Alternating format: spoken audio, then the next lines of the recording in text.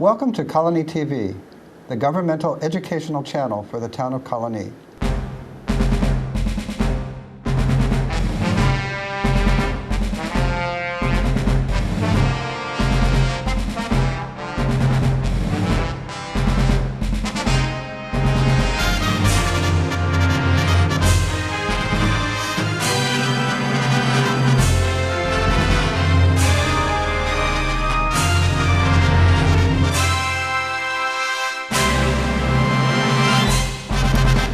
Welcome to So Many Books, So Little Time. My name is Joe Nash. Today I'm here with Zina Shevchik.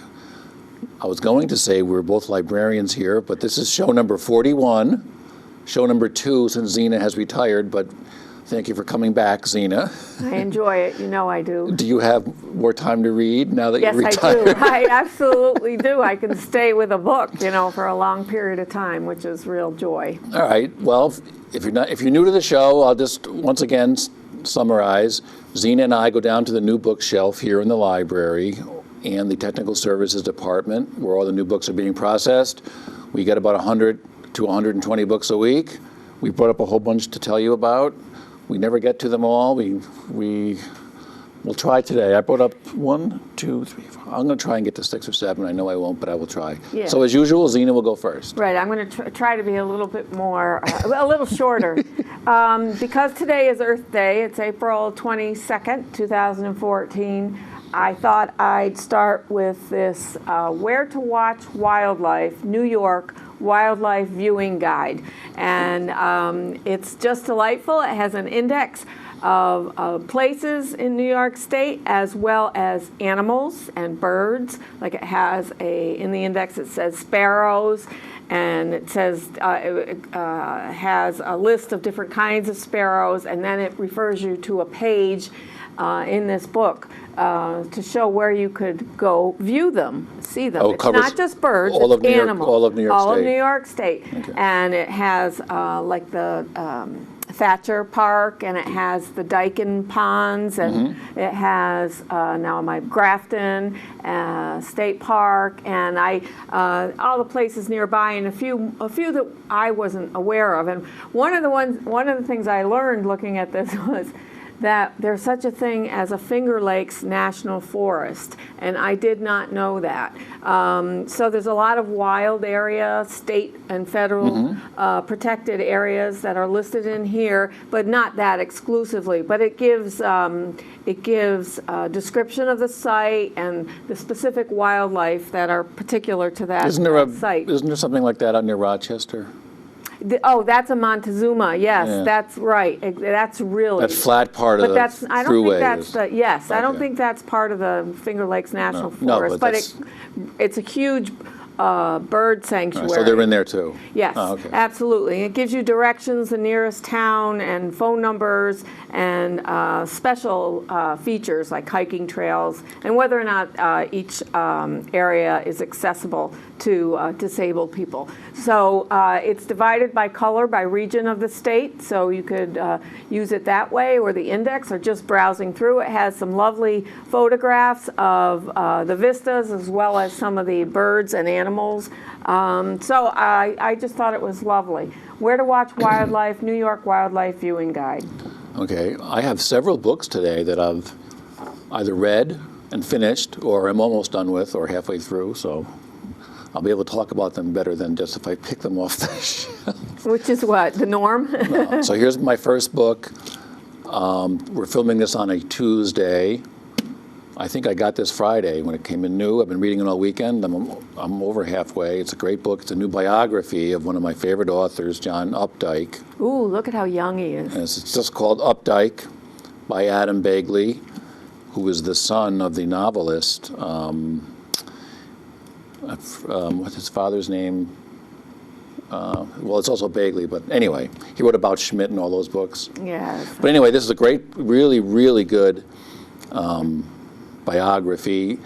It's really good because he quotes very liberally. There's tons of quotes from John Updike's writings, not just his fiction, but his nonfiction, his book reviews, his autobiographical writings, letters, a lot of unpublished stuff, a lot of drafts of really famous stories and novels, and and it's really good. If you don't know anything about John Updike, he was from Berks County in Pennsylvania, Shillington. Then he moved to Plowville, which is 10 miles away. And if you know John Updike's writing, you know he writes about that area, particularly in his early short stories like Pigeon Feathers and The Centaur. His early work is, he writes, it's sort of like a golden age for him. But anyway, he became not only a great fiction writer, he became a really good book reviewer, man of letters. He writes about all kinds of stuff. He ended up in his life publishing 60 novels. He's a very autobiographical writer, and this book, you can really see why. He used almost, it seems like he used almost every incident in his life in a story or something.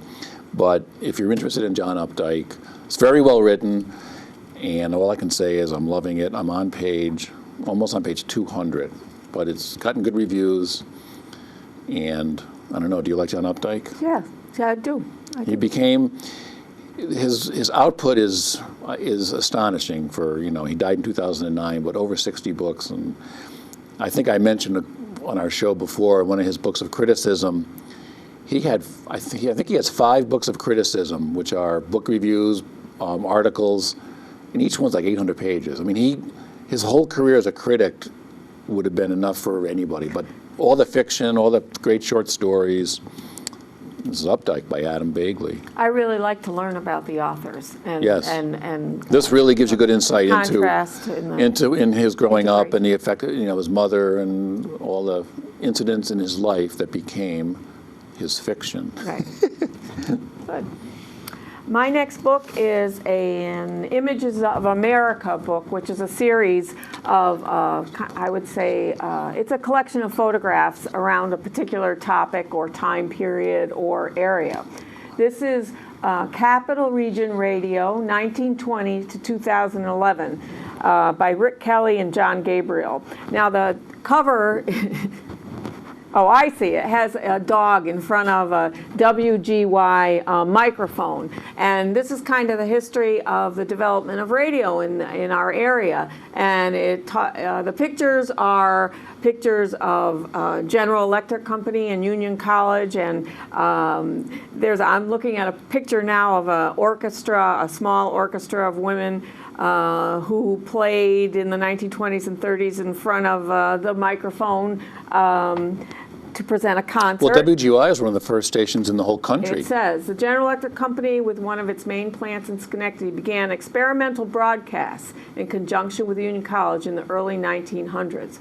WGY began broadcasting in February 1922. GE started a long and storied history of pioneering radio technology and program that set the pace for worldwide broadcast development. Yeah. So it has pictures in here and recounts to a limited degree. There's not much text in here. It's mostly pictures, but they're captions. It talks about WTRY's place in keeping people informed during the blackout of 1965, and it talks about the introduction of rock and roll to the area and the different stations. Is Boom Boom Brannigan Yes, mentioned? Boom Boom Brannigan is mentioned in here, and some other, let's see, he's got Don Weeks in here, Yeah. Don Weeks. And so it's from 1920 to 2011, a glimpse into the programs and personalities of local radio from its early days to recent years. Okay. So that dog is a mascot. It's the dog in front of the microphone that's all it says, a GE mascot. It's seated. Did you ever think of a dog as a mascot for GE? So I don't know. I know what RCA. kind- that looks like a mutt. I know RCA had a dog. Yes, RCA did. So maybe they were Now, copying. Boom Boom Brannigan used to come in our library. Did he? Yeah, before he died. Nice guy. So they have pictures of a whole Yeah, a lot everybody. of the I was looking at that. announcers. Everyone's in there. Well, my next book I read. I zipped right through it because number one, it's not that long, but number two, it's so fascinating you can't put it down. And it's a book everyone's been hearing about. It's been on all the stations. Yes. I think as we speak, it debuted this week at number 1 on the New York Times best-selling list. Michael Lewis, Flash Boys, A Wall Street Revolt. Michael Lewis, of course, the author of Moneyball and The Blind Side and Liar's Poker. Really wonderful writer. He can make very complicated things Well, I like. Even understandable to me. He wrote the book. find He it. wrote the book, The Big Short, about the 2008 financial crisis. That even if you don't the mortgage credit swaps, he makes it understandable. And I admit I don't totally understand it, but he makes it understandable enough that you get what was You going can on. follow the news. And this book is about high frequency trading. That is so your jaw will drop. It's That's unbelievable. what happened to me when I heard about it. There was an excerpt in this. Did you read the excerpt that was in the Sunday Times? No, I saw they profiled the trader from Canada that who untangled it all on 60 Minutes, and that was my first. Okay. That was Well, a few the months amazing ago. thing is high frequency trading is these guys would program their computers to jump ahead of any trade that was going on, and they would buy it and then sell it back to you. So they would happen so quickly that there would be numerous dozens of trade all within 1 second. We're talking about microseconds. Exactly. There was one in the New York Times article. They showed a chart of 1/10. I think it was 1/10 of a second, and some stock got traded 44 times not within a second, within like a microsecond. And this guy figures out, and they started their own stock exchange. So there's sort of heroes. Michael Lewis, great writer, makes things understandable. You don't know whether to laugh or cry. I mean, it's very entertaining, but I don't think high frequency trading was illegal per se, but the fact that they're all not illegal. what they were doing. They're rigging the game. I know, but anyway, Michael Lewis's book, a wonderful writer, Flash Boys. Great talker. It's really, I've saw seen him on some. Charlie Rose, and another librarian down in our workroom said that she just heard that he majored in art history at Princeton. Yes, he wasn't. So he has a he different kind of background. Yeah, he got a job in the 80s when he wrote Liar's Poker at Lehman Brothers, I think. Okay. But he was just very smart guy. But they took all kinds of people with different backgrounds. But yeah, he wasn't a finance guy. No, he got a master's or a PhD in finance or something. But he has obviously he can speak and write, and that may be from the humanities. Let me just give you a sense of how much money is involved here. You get this one company, I forgot the name of them. They built a fiber optic line for the computer lines between New York and Chicago, or New Jersey and Chicago, and they had to go to be connected. It cost $300 million because they were trying to save like 3/100ths of a second for the trades, but they were willing to spend $300 million on it. So that tells you how much they make. Believe me, you're going to take this home and read this today. Yeah. All right, so Flash Boys. This is a CD, a collection, a talking book of where, let's see, it's read by Kirsten Potter, who I know I've listened to other compact disc books read by her. This is, she reads the title, Under the Wide and Starry Sky. It's a novel by Nancy, I'll say Horan, Horan. Now, some people know the author because she wrote a novel a few years ago called Loving Frank about, again, a novel. It's kind of historical fiction about Frank Lloyd Wright and his mistress, who was a married woman at the time. And I have to admit that I did try that book, and it just started too slow for me, so I went on. I just put it aside. So this I really enjoyed. This Under the Wide and Starry Sky is about Robert Louis Stevenson and his wife, who he married late in life, and who was 10 years older than he was, more than 10 years older than he was. And I had no idea about his background, Robert. Don't they end up in Tahiti or somewhere? In Samoa. Samoa. Okay. Yes, and I don't want to. It's an interesting story. He's a very different kind of person who grows up in a kind of a rigid Scottish family, more pretty wealthy, aristocratic. and how he was kind of the black sheep and his struggles with his father wanting to be a creative person. And he actually made a living by writing about his travels. He did a lot of traveling, and his wife, Fanny,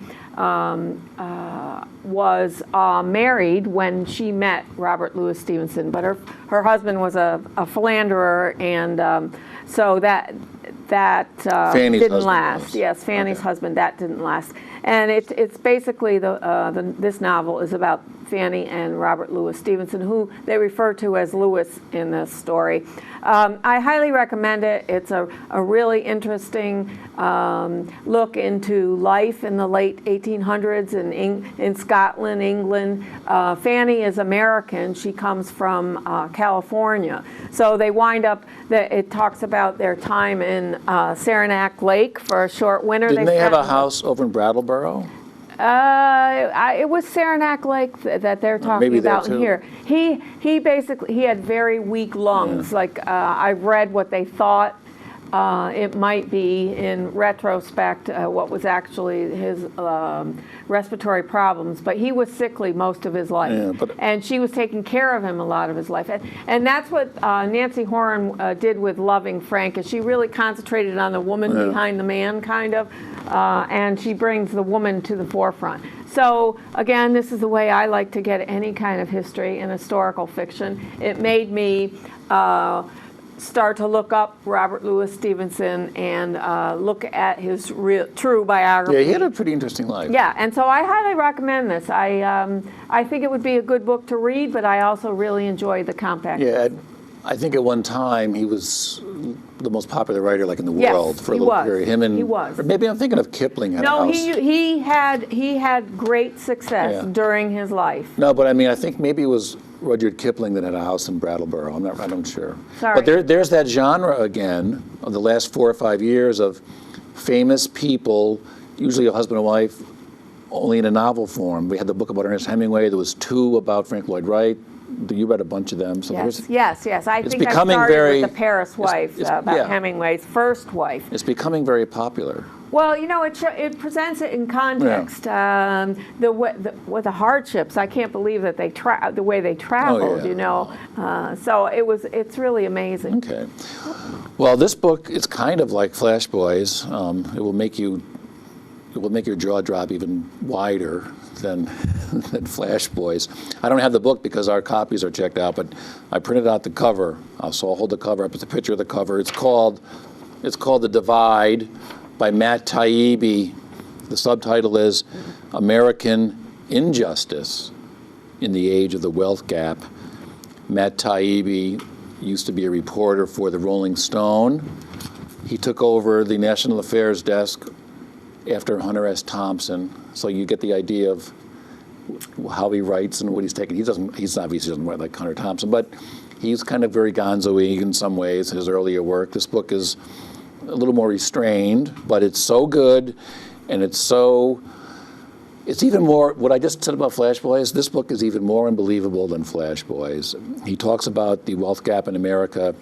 I'm not rich and poor, we're talking millionaire, billionaires, and really poor people, immigrants, and just how justice, I mean, I think everyone would agree that the justice system is different for rich and poor, but when you actually see it chronicled and documented, and he went to courts all over Brooklyn, he went to the immigration courts, he sat through all these things, and he also went to trials for a lot of the Wall Street guys from 2008 on.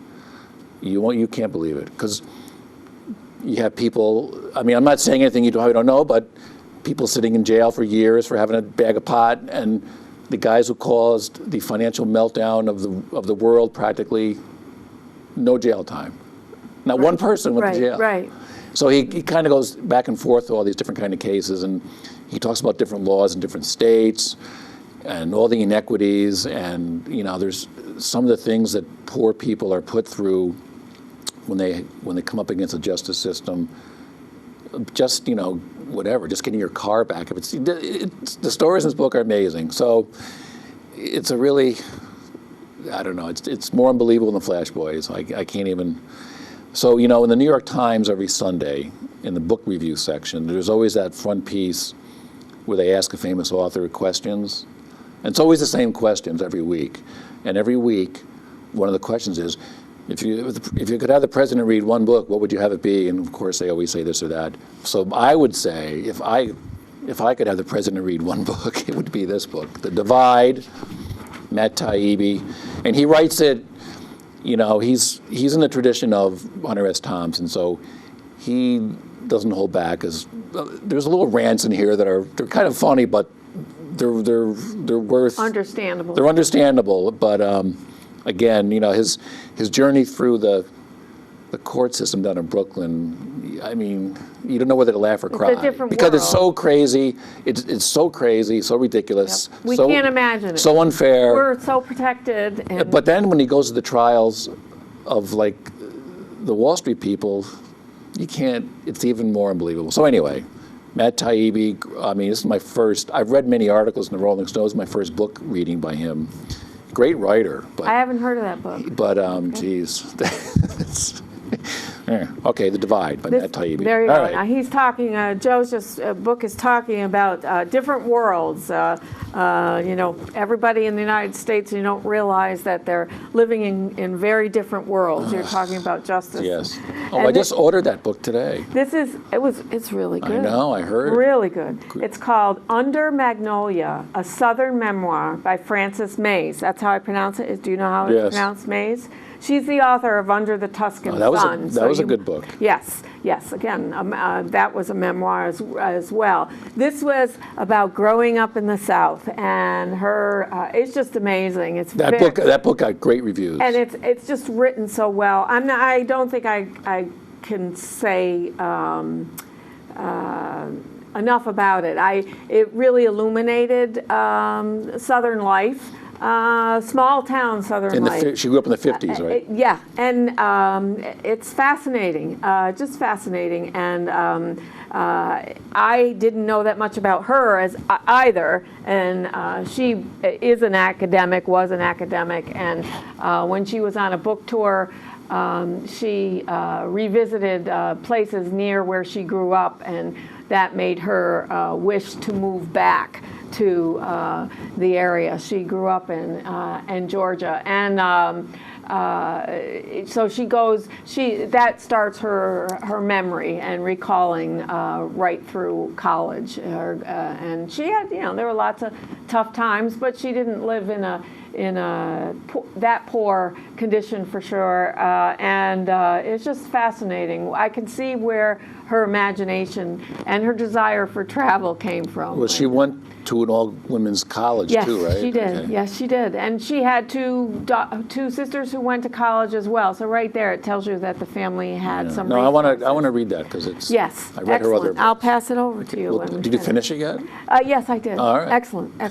So, Under Magnolia, a Southern memoir. All right. Now, after my last two books, The Flash Boys and I forgot the name. Oh, The Divide. If you want to get away from America or get away from the big city and all this, here's a new book. It's by Verlyn Klinkenborg. Used to write the column for the New York Times. The column was called The Rural Life. This is called More Scenes from the Rural Life. He just ended his column after 97, over like 15 years. He had a book several years ago called The Rural Life, which is a collection of his columns.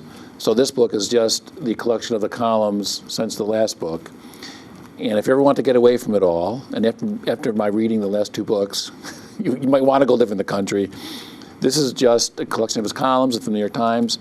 He lives on a farm in upstate New York. I'm not sure where. I think it's below Albany, but above New York, in the middle somewhere. But he's a wonderful writer.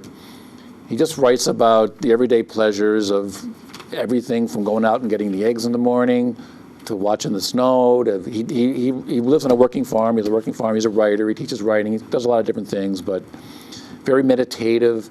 These pieces you can read. Each one's only like a page or two, page and a half long.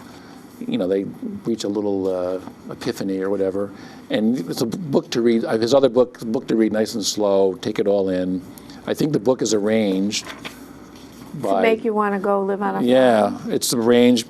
The other book was arranged by the seasons. This one just goes right through the year.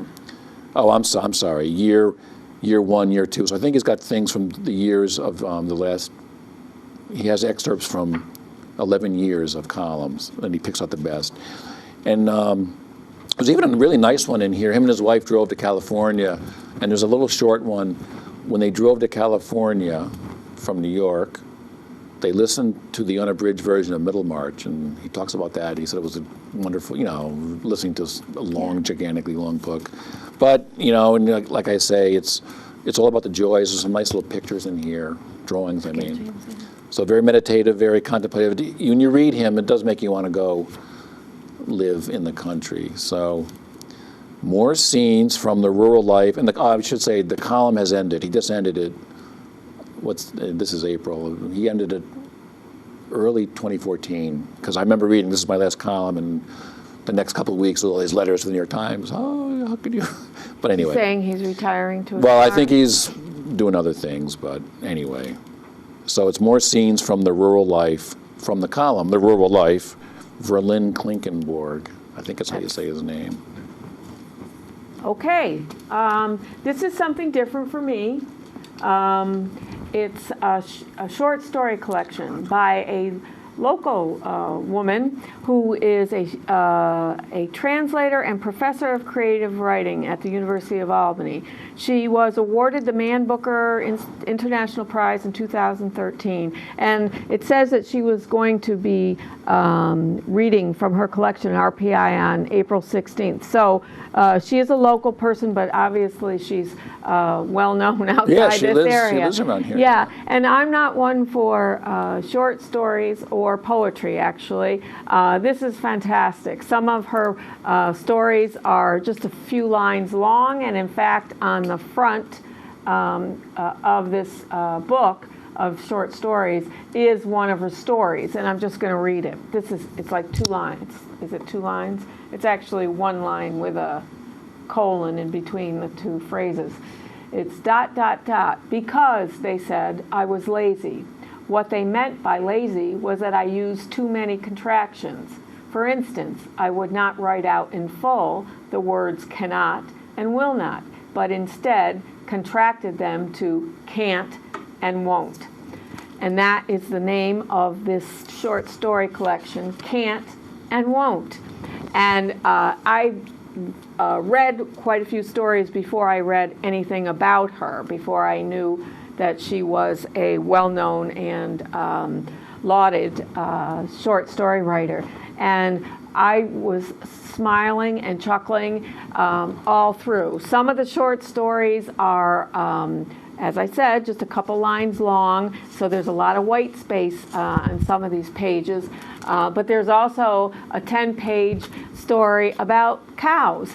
And even there's a lot of white space. And she's describing the cows moving from one part of the barn from one barn to the milking parlor and back. And she's imagining what they're doing and what they're thinking. And it's hilarious. I mean, it's hilarious, but it's poignant. And I'm going to keep reading these stories. Again, it's not something... They're various lengths, right? Yes, From yes. half a page to a regular story. Yes, yes.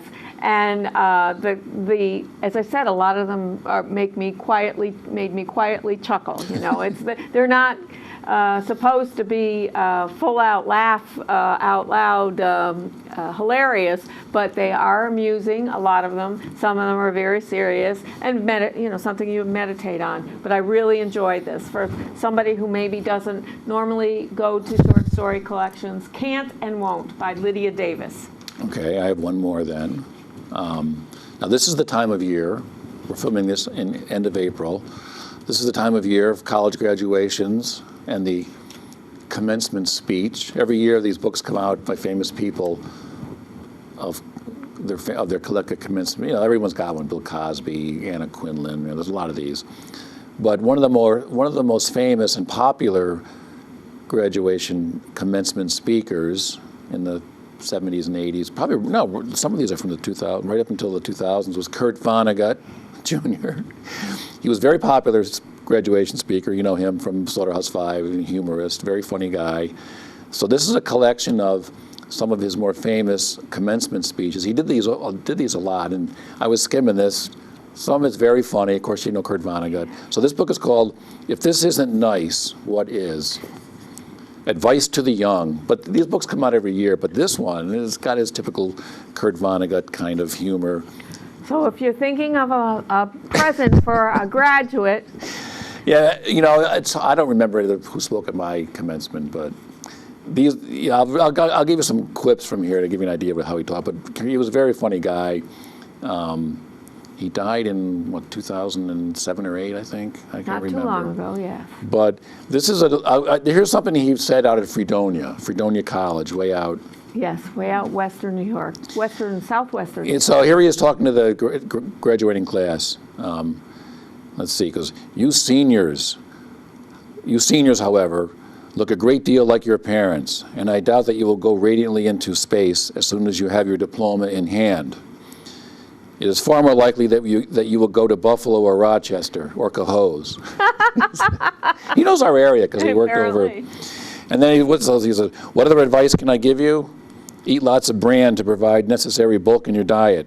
The only advice my father ever gave me was this: never stick anything in your ear. Then he goes through about why you should, but you know, there's all kinds of stuff like that. There's a lot of stuff in here that's pretty funny. Don't murder anybody, even though New York State doesn't have the death penalty. Then he goes, that's about it. That's how he concludes this. So there's a great little introduction by Dan Wakefield, who was really good friends with him. There's a whole bunch of these little speeches in here, and a lot of Kurt Vonnegut's drawings are in here.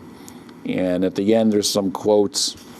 There's some quotes from some of his more famous speeches. But you know, he would be serious and funny at the same time. Like here's one that says, "I am enchanted by the Sermon on the Mount.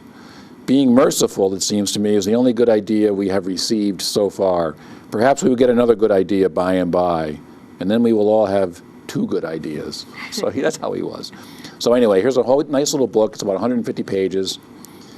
And you know, Kurt Vonnegut, there's been a lot published since he died of a lot of his uncollected short stories and miscellaneous speeches. And he gave speeches, not just commencement speeches. So there's a lot of stuff out there, even though he's left us. So here's a collection of his advice to the young commencement speeches. If this isn't nice, what is? And with his drawings.